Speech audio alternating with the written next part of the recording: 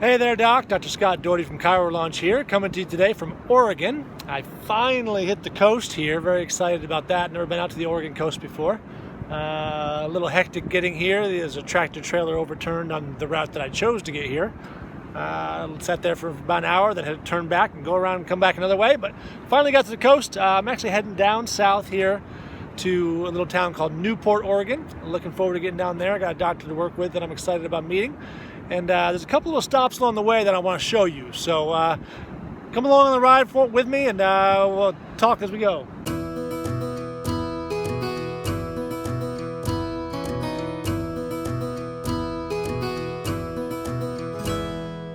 So our first stop along the tour here is a little town called Neskowin, Oregon. I don't know if I'm pronouncing that right, but Neskowin. This is Neskowin Beach. Just over here, something they call Proposal Rock. The story is that in the 1800s, a young sailor made the climb to the top of that rock and proposed to his girlfriend at the time. And it's become famous that way, and it was obviously a perfect day for them and has been a perfect day for many young couples since then. And that's kind of what I want to talk to you today. When we get down to Newport, I'm going to be talking to you about designing your perfect day. So this rock just kind of fit in with the theme.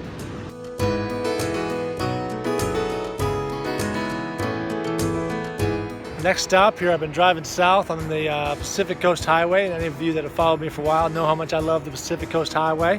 Just a gorgeous drive.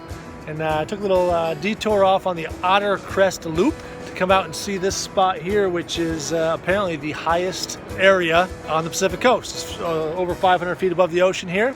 Looking over at actually what this curved rock here is supposedly volcanic activity showing from 15 million years ago is what that little sign over there says.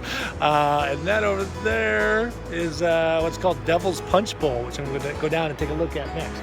This is what's called the Devil's Punch Bowl right here. Apparently there were a couple caves here and here that collapsed underneath the ocean and now just fills up high tide. Very dangerous place to be with all these rock outcroppings, but also apparently very good for surfing, especially out there at Gull Rock. Well, talk to you there.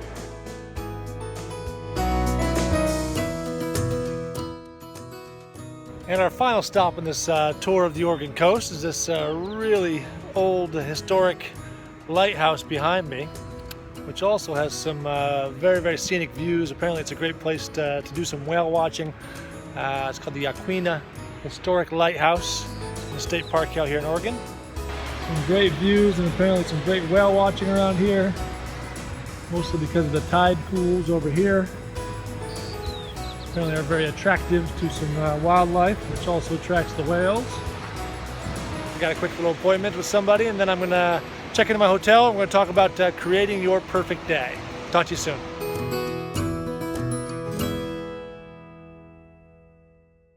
Hey there, Doc. I hope you enjoyed that tour of the Oregon coast. I certainly enjoyed the drive and the scenery. But now that I'm all settled in here, I want to talk to you about creating the perfect day. So, when's the last time you had a perfect day? I mean, the last time you went to bed just completely relaxed, you looked back on the day and you were thinking, wow, everything about today went just the way I wanted it to. You know, I feel happy, I feel content, and I'm really looking forward to tomorrow. What has your day been like so far today? I mean, for a lot of us, it starts something like this, right? You get up, you reach over, you grab your phone from the nightstand, and you start checking your messages and your emails. That already doesn't sound like a perfect day. So what's a perfect day for you? Have you had one of those, just absolutely amazing days in the past week? I mean, I travel all over the country, and I've asked hundreds of people that exact same question. Did you have a perfect day in the last week? And about half the time, people say, yes, I have. And when I ask about, how about the last 2 weeks, then, people have to think about it. But again, I get about half to say yes. Same thing if I go back a month. But after some thought, people generally agree that in a year's time, they have about 10 to 15 really perfect days. That's kind of disappointing, don't you think? I mean, there's 365 days in a year, right? And only 10 to 15 of them are what we consider ideal. So why is that? I mean, are people setting the bar too high? Not usually. I mean, people don't talk about these spectacular adventures or, these huge accomplishments during the day. The day they describe is usually achievable. So why don't we have more perfect days? Well, a couple of reasons that I've found. Starting with the fact that to have the perfect day, you have to know what the day looks like for you, what it feels like, how it begins, how it ends, the whole experience. Some people relate a perfect day to an event like, their graduation day or a wedding or something like that. But I'm not talking about those singular events. I'm talking about those days when nothing special is planned, but your day ends up being perfect anyway. Have you ever thought about it? Have you ever written it down in a journal? Creating this actual written description of what your perfect day looks and feels like for you can really make a difference for you. And I'm not talking about some long to-do list, all these things that you've got to get accomplished. It's more of an experience and an emotion list. So when you start writing out the description of your perfect day, think about how you want to feel throughout the day. What do you want your state of mind to be? What's realistic for you? And there are some things that obviously you're not going to write down. You're not going to write that you want to be sad or angry. But maybe for you, content is just right. Or maybe relaxed, joyful, focused. You get the idea. Jot down as many feelings as you want. It's your day, right? So next, think generally about something you might do during that perfect day that fulfills you. Again, not tasky stuff, but something that fulfills you. A lot of people have told me over the years that creating or contributing something brings them joy. Obviously, we have a chance to help people every day, so that's part of it. Opportunities to help, to lead, to serve, they present themselves almost every day, and maybe this is something that would go on your list. Many people told me that connection with others is critical for their perfect day. For some, it's for family. For some, it's part of their faith. For some, it's some sort of a social setting. But connecting usually plays a huge role, so make sure that's in there. But what else is important to you? Maybe it involves some sort of personal growth or learning or progress toward a goal, whatever makes sense to you. And some people that I've talked to about this, they told me it's really not possible, that life just isn't set up that way. And they're usually the ones who have completely given up on their dreams. They're frustrated, they're bitter, there's this undercurrent of unhappiness that prevents them pursuing real joy. So don't be like those people, because it is possible to create more amazing days in your life.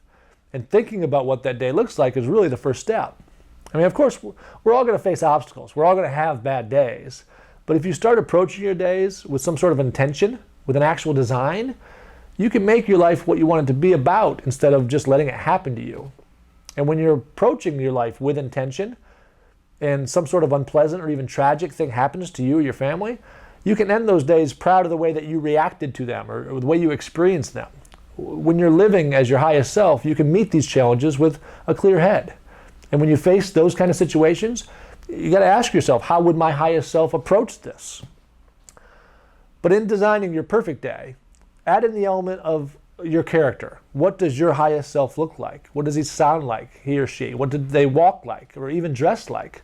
All of these things contribute to your design of this perfect day. You can choose to start living every day in a way that is ideal for you, even if you're facing challenges. So once you have this ideal day designed, start showing up for it. Wake up every day and show up as who you really want to be in a way that is alive and engaging to you.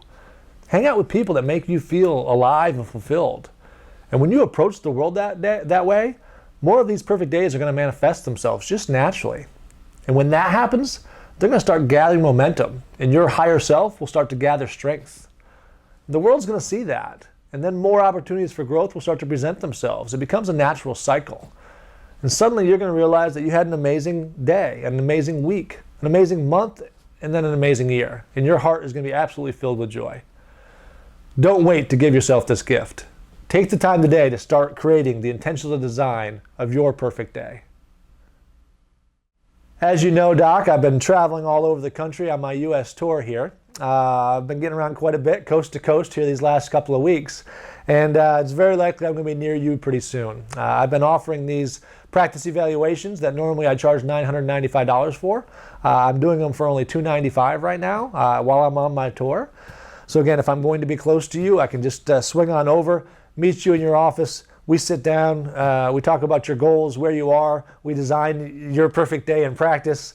And we design your strategy moving forward, how to get from where you are now to where you want to get to be. And I do all that for $295. And obviously I'm not fooling anybody. This is a way for me to pick up coaching clients, but I'm not going to be hard selling you or very pushy on joining my coaching program. I'm busy. I'm as full as I need to be. I only carry 18 clients at a time. So there's no real sales push for that either. It is a standalone service. These evaluations are a way for me to meet people who might be potential clients for me, but also a way for these potential clients to get a great action plan moving forward. So I hope you'll take advantage of the offer while I'm traveling around on my U.S. tour. I hope you'll give me a call. like I said, we can set up a time where I'll come in the office, sit down, talk to you, and we'll develop that strategy plan for you. I look forward to meeting you.